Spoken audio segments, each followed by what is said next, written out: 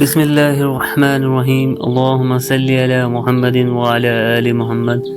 السلام علیکم ورحمۃ اللہ وبرکاتہ۔ باپ کی بے بسی اور بیٹی کی جدائی۔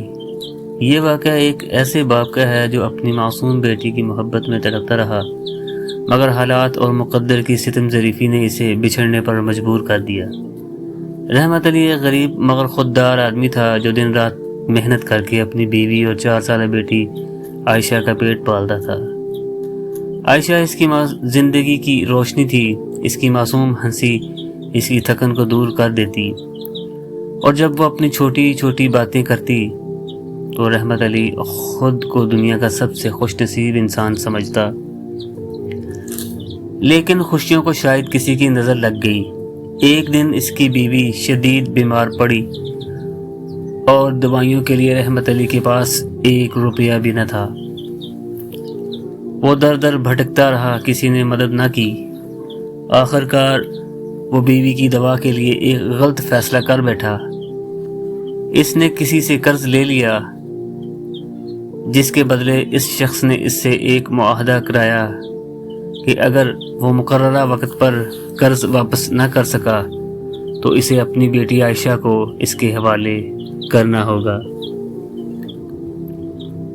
رحمت علی کے پاس کوئی چارہ نہ تھا۔ اس نے سوچا میں کسی نہ کسی طرح یہ قرض اتار دوں گا، لیکن اپنی بیٹی کو کسی کے ہاتھوں نہیں جانے دوں گا۔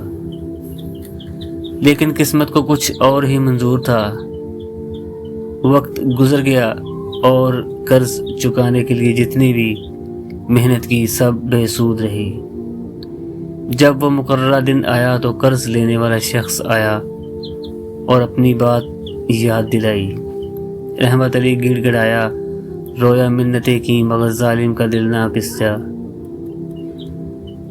پھر وہ دردناک لمحہ آیا جب عائشہ کو زبردستی اس کے باپ سے چھین لیا گیا۔ وہ چیختی بلکتی، ابو ابو مجھے آپ کے پاس رہنا ہے، مگر کسی نے اس کی پکار نہ سنی۔ رحمت علی بے بسی سے زمین پر گر پڑا، ہاتھ جوڑتا رہا مگر کوئی رحم نہ آیا۔ اس کی آنکھوں کے سامنے اس کی جگر کا ٹکڑا کسی اور کے ساتھ چلی گئی۔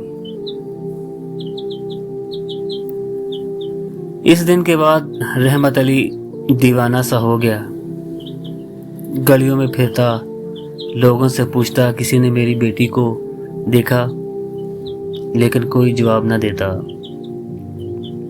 آخر وہ دن آیا جب ایک کچرے کے ڈھیر کے پاس ایک لاش ملی، رحمت علی کی لاش، جس کی آنکھیں کھلی ہوئی تھیں جیسے کسی کا انتظار کر رہی ہوں، اور ہاتھ میں ایک پرانا کھلونا تھا، عائشہ کی پسندیدہ گڑیا۔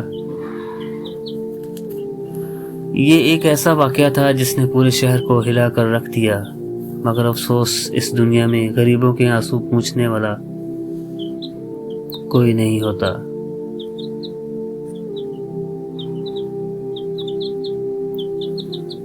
ویڈیو اچھی لگی ہو ویڈیو کو لائک کریں، شیئر کریں اور چینل کو سبسکرائب کریں۔ شکریہ۔